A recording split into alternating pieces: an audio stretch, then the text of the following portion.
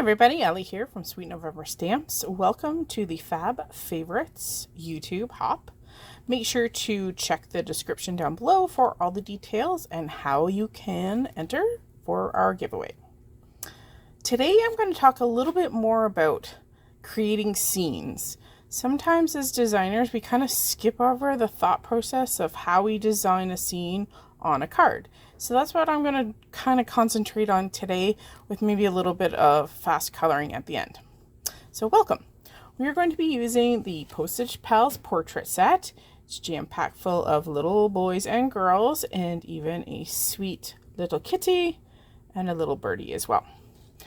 We're also going to be using the Simple Room Reading Nook Add-ons, and this is jam-packed full of images that you might find in your living room or your library or somewhere cozy. All right, let's get to it. So I suggest if you're a first-time scene creator and using stamps that you make yourself a mock-up. This is just a scrap piece of paper that I cut down to my card size, and I've stamped my images onto this piece of paper according to the design that I've got in my head. Not only will this help you design your card, but it will also help you space things out and make sure that's the design that you want.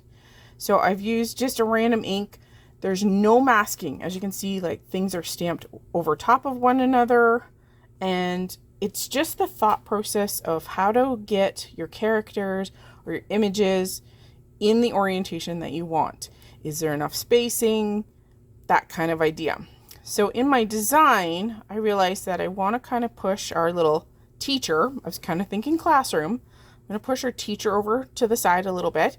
And then I'm also going to push these two a little bit off to the left a little bit, just to see a little bit more of her face and a little bit more of his face, because his face is actually going to be trapped behind this little boy's. So again, this is a great way to map out your scene, is just do it on a scrap piece of paper. Let's get to our card. So according to our mock-up, we want the first couple of shelves to be at the bottom. So I've already thrown in our library shelf here, and I'm going to position my card with this edge of the shelf completely off of my card. And I'm just kind of judging how high.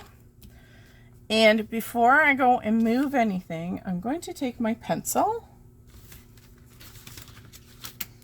and I'm going to take this and just run a line underneath my card so that when I shift my card to make that second image, I know exactly where the bottom of my card needs to line up. So now that this is positioned, I can lock it in with my magnets. And I'm going to be extra careful, and I'm going to actually lock in this corner. Okay, let's stamp our first image.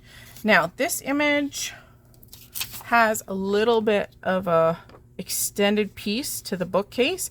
I don't want that actually to stamp on my image because it would look funny. Okay, so I'm going to take a piece of repositionable tape, and I'm going to just put it across that little angular piece on that bookshelf before I ink it up. So now I'm going to take my ink to my stamp, and I'm just going to stamp right over top of that little piece of sticky tape. Okay, before I press it down, I'm going to remove my tape. And now there's no ink in that spot, so I'm not going to get that little angular piece at the end.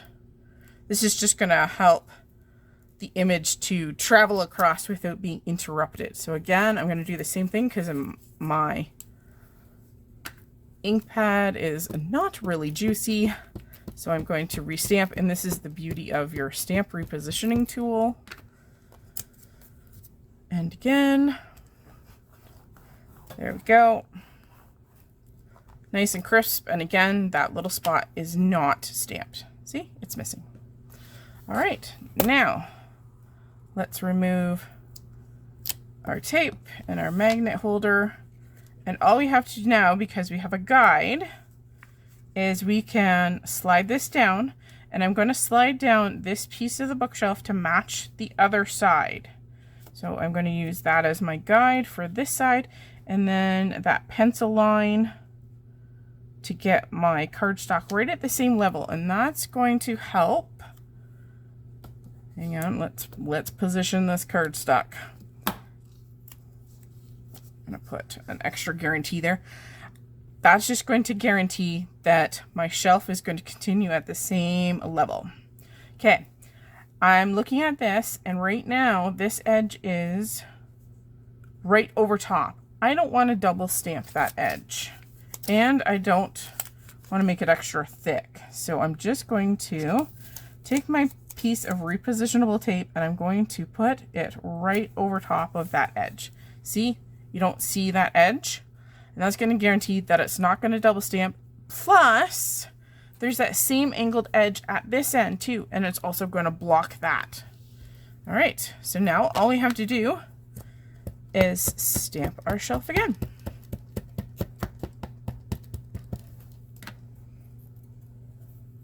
Hang on, I got a magnet in the way. And again, the beauty of a stamp positioner is if you don't get it right the first time, or if it's not dark enough, you can stamp it a second. There we go. Okay. So let's do a little reveal and see how we did on our shelf or bookcases. Not too bad. It's not perfect, but that's what a black marker will help you do. You can help you disguise that gap. All right, let's get to stamping our little boys and girls. So the next thing is you're going to go back to your mock-up, and you're going to decide who's in front and who's in back. And of course, you could choose whichever one. But I'm going to start with these two because I think in my mind, and of course you're telling yourself your story, that these three children are in front. So what you can do is you can literally place your guide down and you can line things up. Okay? And this is just going to help with positioning. Now, the only thing is, with mine, is that my shelf is not the same height. But I can get a pretty darn good idea by looking at this, whether I've got things centered. So I've got a line on my shelf here, and I kind of know that her left eye, or yeah, my looking at her left eye is just above there, but I know I want to move her just a tinkle this way. So I'm going to do that. And sometimes you got to get your head in here, guys. So I want to make sure that their arms sit on top of that shelf. And in that position, they do.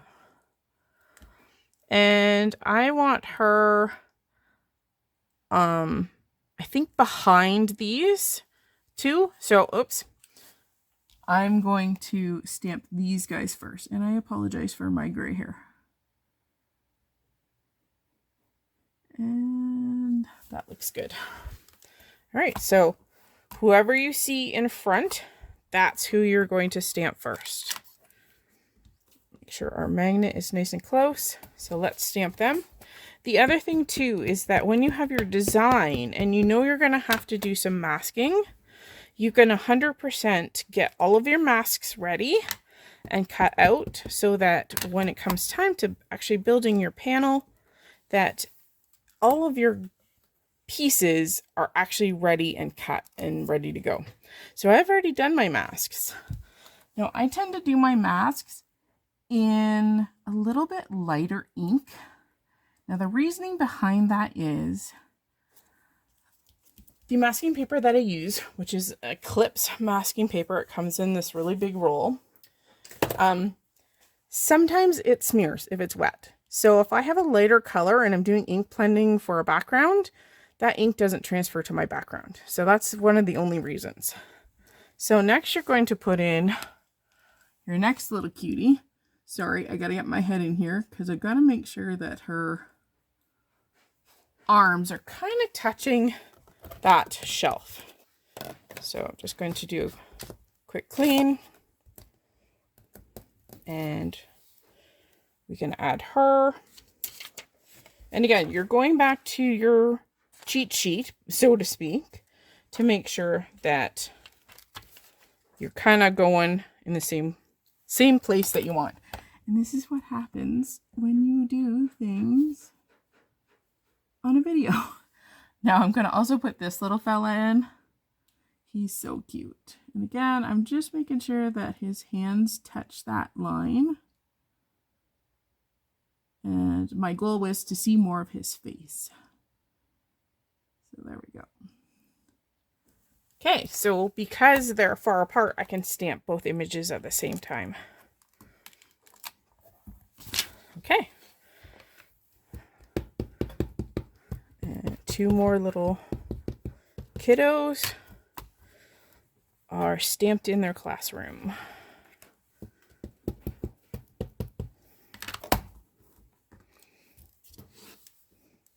There we go. On to our next. So we're going to apply masks over these 2 kiddos. I try to cut my masks into the image lines, and what that helps in doing is that it helps minimize the halo that you get sometimes out of creating your backgrounds. Okay, so there's the 4, and we need the teacher. I'm just going to throw her there, and then we need the little girl with the long hair and the dress. We're going to do the same thing. We're going to position. I want to see more of her, so I'm going to slide her so her dress kind of comes off the edge of the card. And then we have our teacher. Again, I'm going to make her fall off the edge of that card. She's talking to her class. All right. And our final add to our card is our 2 little girls. Now, for this card, I'm going to save my sentiment until I've created my card, because I think doing my background is just going to be a lot easier if it's done at the end. Or if you're just making cards for the sake of making cards, then what you can do is leave your sentiment off, and then when it comes time to sending your card, you can add a sentiment to the top as well, which I've done 100% of the time. You don't always have to put sentiments on your cards. You can also leave it blank. It doesn't have to say hello or hi or anything like that. So there we go. We have built our scene and we are all ready to color. I'm going to make my life really easy because there's going to be a lot of coloring. I'm going to use my airbrush system for Copic to airbrush on my background. Now, the first thing we have to do, and I apologize, my compressor under my table is going to come on every so often, but we have to mask off that shelving unit for the bookshelves. So I'm just going to take a piece of my Post-it removable labeling tape. It's 2 inches wide, so this works really well. And I'm going to lay down a mask over top of those bookshelves. So we're just doing the background. And I'm going old school. I'm going back to good old chalkboards. And we're going to make our background green. So to use the system, you're going to take the chisel nib, which is the fatter end of a sketch marker. The system only works with sketch markers. And I always test this off to the side. I have a scrap piece of paper off to the side. And I just make sure that I got my ink running. Your markers have to be fairly juicy, so just be aware of that. Now, this also goes on a lot lighter, so whatever your color is that you color with is going to come out of the machine a lot lighter and a lot more translucent. So let's apply a solid green background.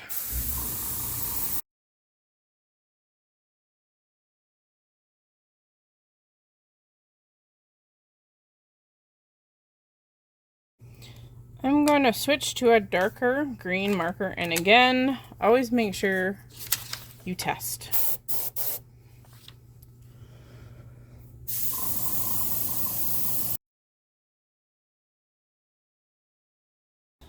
And who doesn't love a reveal?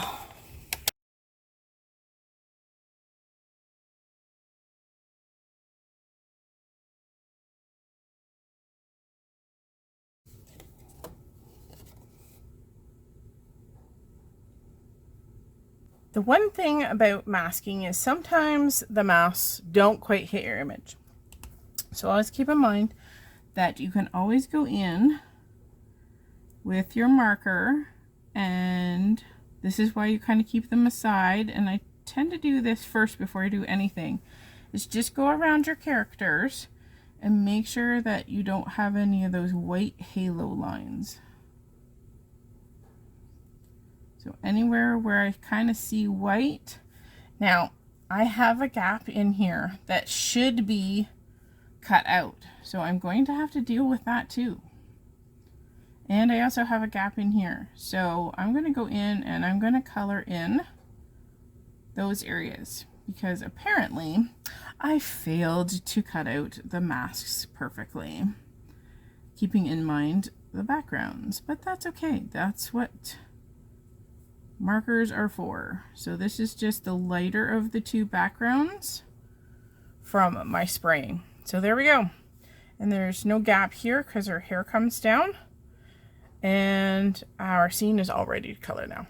So now that we've got our background, I'm just going to do one little character coloring for you today, and then I'll show you the end result. So I'm just going to color in our teacher today. We're going to start with darks. You do not have to start with dark markers. This is a personal choice or preference. Sometimes I start with darks, sometimes I start with lights. I'm just going to lay in a little bit of a shadow on her soon-to-be red cardigan.